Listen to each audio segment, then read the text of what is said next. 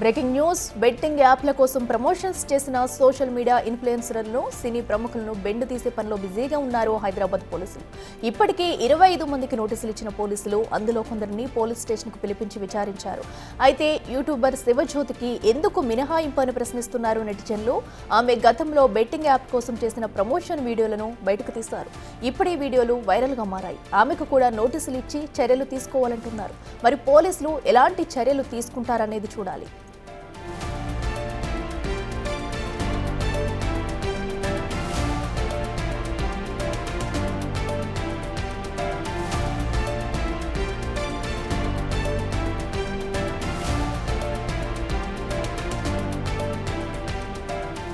ఇదే అంశానికి సంబంధించి మరింత సమాచారం మా ప్రతినిధి సురేష్ లైవ్ లో అందిస్తారు. సురేష్, చెప్పండి, బెట్టింగ్ యాప్స్ అటు వాళ్ళపై కూడా ఇప్పుడు పోలీసులు అయితే చర్యలు తీసుకునే పనిలో ఉన్నారు. మరి ఈ నేపథ్యంలో కూడా అటు శివజ్యోతిని ఎందుకు పోలీసులు ప్రశ్నించట్లేదు, ఎందుకు నోటీసులు ఇవ్వలేదు? తను కూడా బెట్టింగ్ యాప్స్ ప్రమోట్ చేసింది ఇది వరకు అంటూ కూడా దానికి సంబంధించిన వీడియోస్ కూడా బయట పెట్టారు. ఇప్పుడు పోలీసులు చర్యలు తీసుకోబోతున్నారా? డీటెయిల్స్ ఏంటి?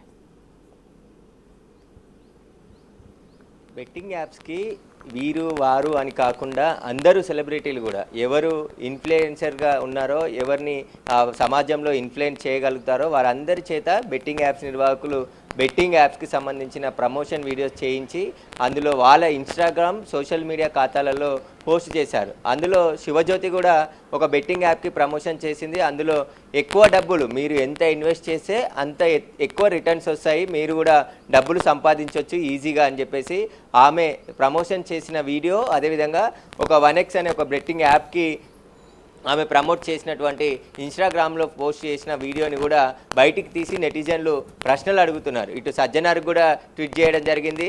అంటే కేవలం కొంతమందినే కాదు, అందరినీ ఎవరైతే బెట్టింగ్ యాప్కి సంబంధించి ప్రమోషన్ చేసారో వారందరికీ పైన చర్యలు తీసుకోవాలి.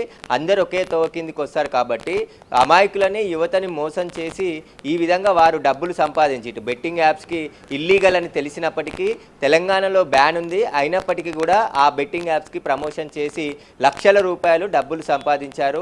ఎంతమంది ఎక్కువ ఫాలోవర్స్ ఉంటే అంత పెద్ద ఎత్తున వీళ్ళకి ముడుపులు ముట్ట చెప్పినట్టు ఆరోపణలు ఉన్నాయి. కాబట్టి వారందరిపైన కూడా చర్యలు తీసుకోవాలి. ఇటు శివజ్యోతి పైన కూడా చర్యలు తీసుకోవాలని చెప్పేసి సోషల్ మీడియాలో విపరీతమైన కామెంట్స్, డిమాండ్ వినిపిస్తుంది. ఎందుకంటే ఒకరిద్దరు కాదు, అసలు మొత్తం ఎంతమంది బెట్టింగ్ యాప్స్కి పాల్పడ్డారో ప్రమోషన్స్కి వారందరిపైన కూడా చర్యలు తీసుకోవాలని చెప్పేసి కూడా సోషల్ మీడియాలో నెటిజన్స్ అందరూ కూడా డిమాండ్ చేస్తున్నారు.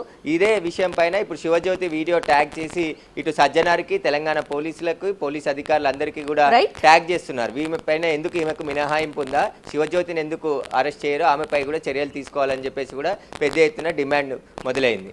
Right Suresh, thanks for updates.